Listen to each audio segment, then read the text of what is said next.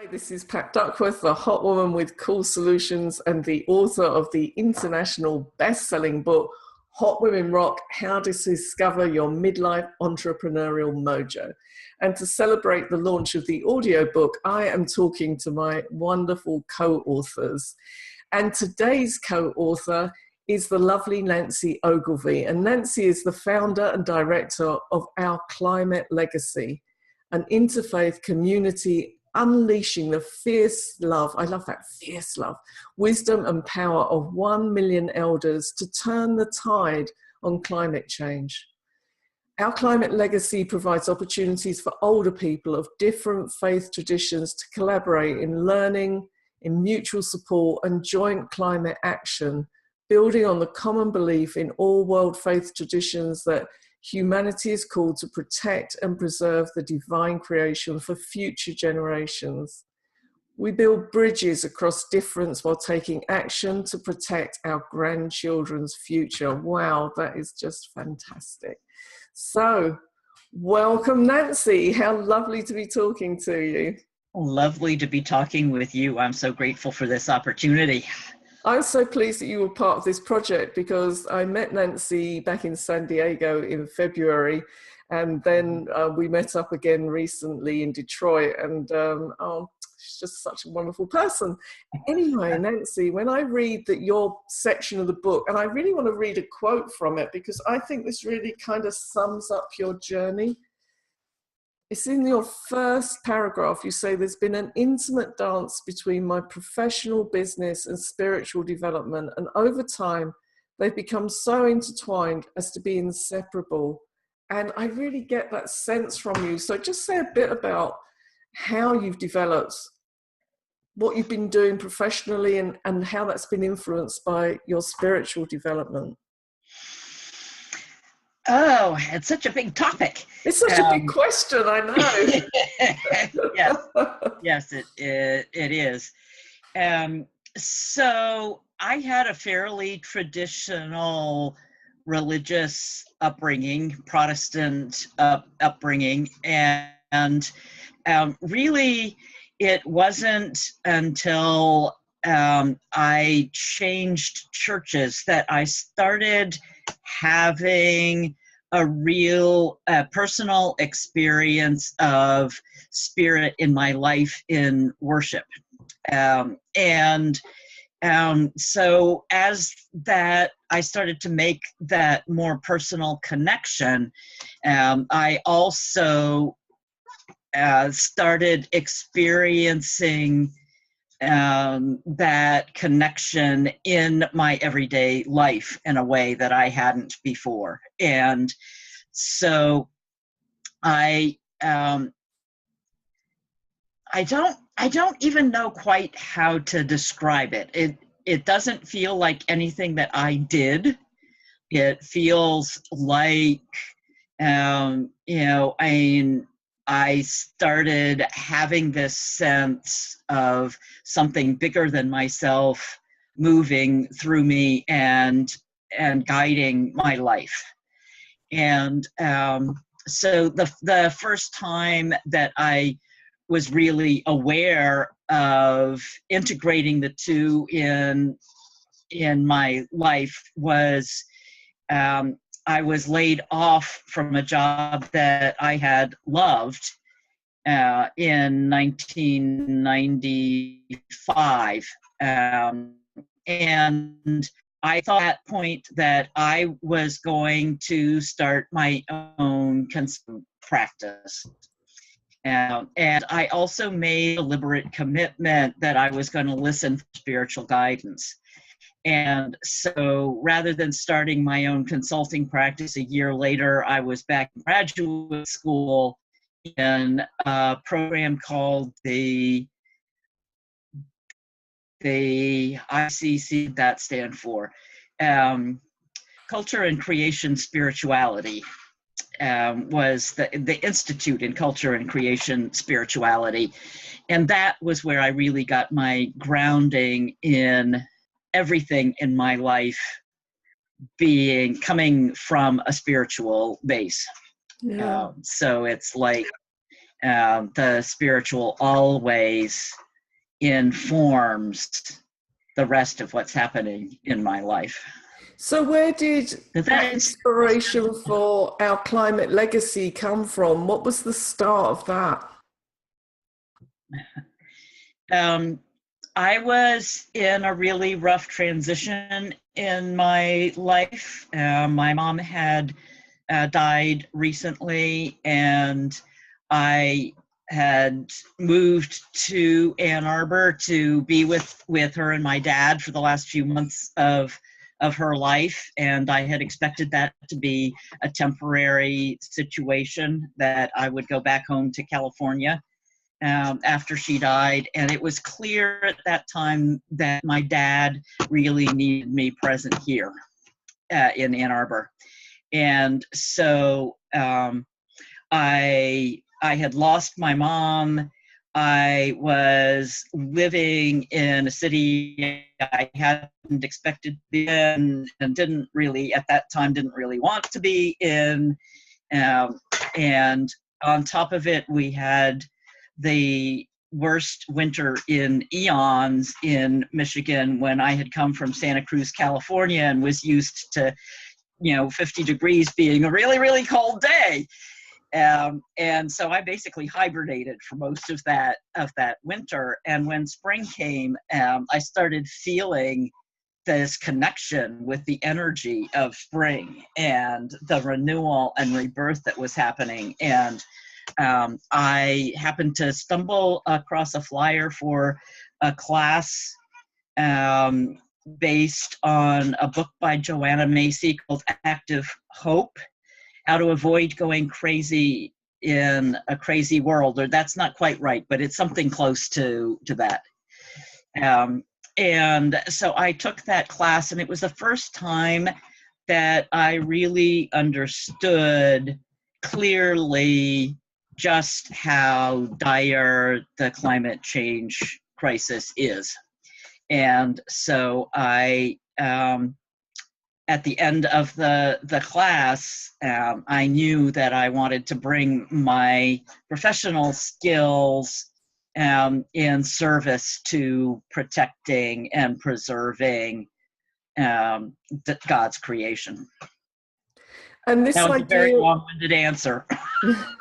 And this idea of using elders in society, how did that idea come about? That was a little bit later, and again, I would describe it, the only way I know to describe it is divine inspiration. It just sort of came to me as an idea. I don't remember a particular event that triggered the idea. Part of it is that I spent 5 years working at AARP, the American Association of Retired Persons, with older people. And since that time, I've become an older person. And mentors had always told me that when you're choosing your target market, it's good to choose the market that you live in. But it really felt like an inspiration rather than a conscious decision. Yeah. No, I think it's beautiful, because I think as we get older, we get more concerned for what we're leaving behind. We get more concerned about our legacy, and perhaps have a bit more time to do something about it. Yes, precisely. And it was at that sense of, what's the legacy I'm leaving, because I'm not a parent and therefore not a grandparent. What's the legacy I want to leave was very much a part of that thinking process for me. Yeah. No, it's beautiful, Nancy. So this is Pat Duckworth, the author of Hot Women Rock: How to Discover Your Midlife Entrepreneurial Mojo. And I'm talking to Nancy Ogilvie. And, everything you're saying, I can just really clearly hear that sense of purpose coming through. So when do you think you started to develop your sense of purpose? Well, I wouldn't have recognized it at the time, but in looking back, there was a time in my junior high school years, so early teenage years, when I took it upon myself to provide the entertainment for neighborhood barbecues. And what that generally meant was that I would write a script for a skit that poked fun at all of the neighborhood sore spots.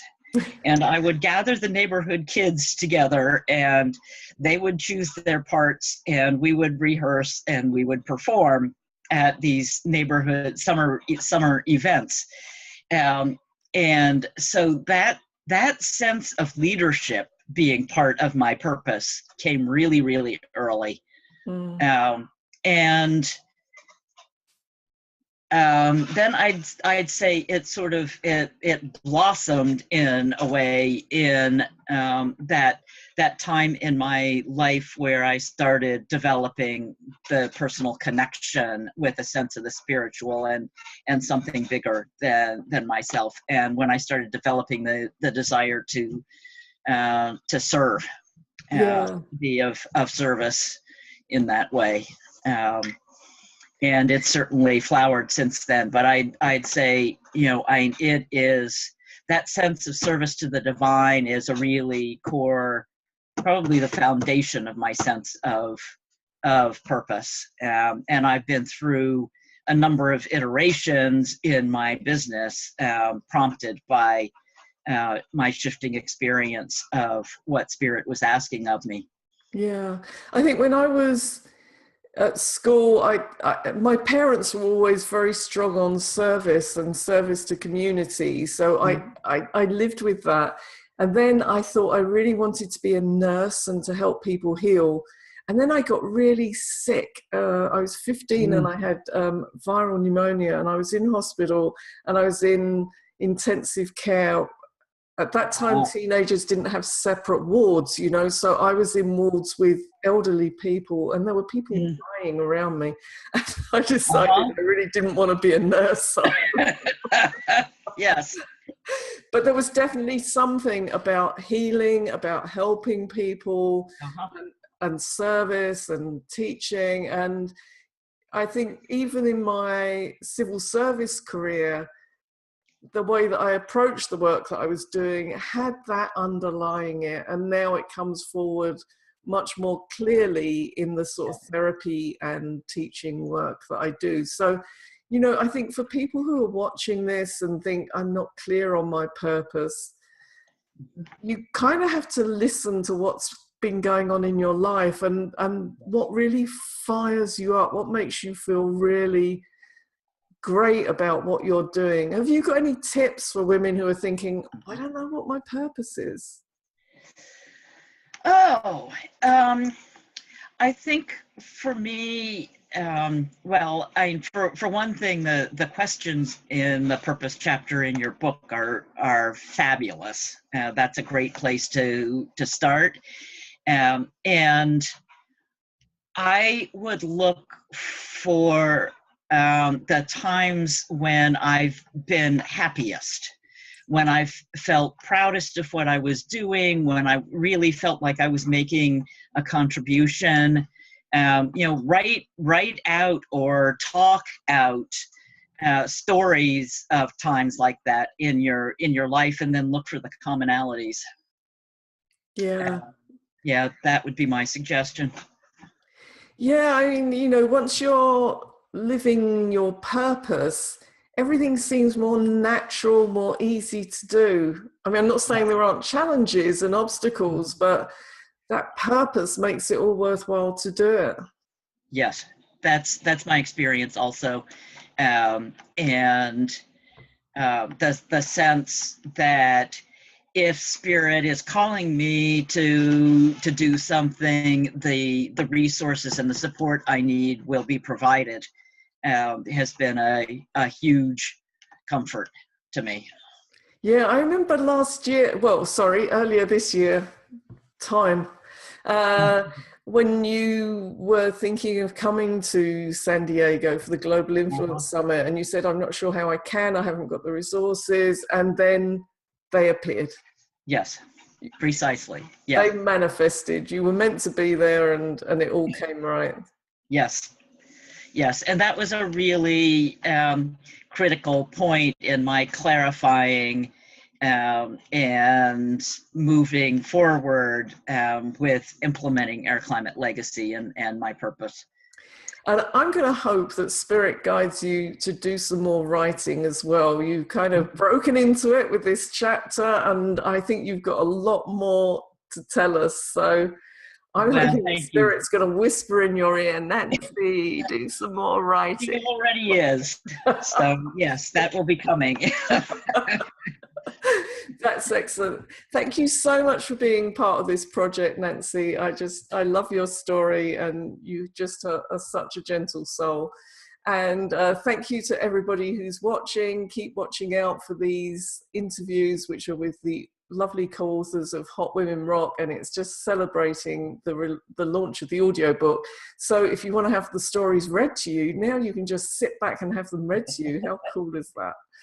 So thank you again, and see you again soon.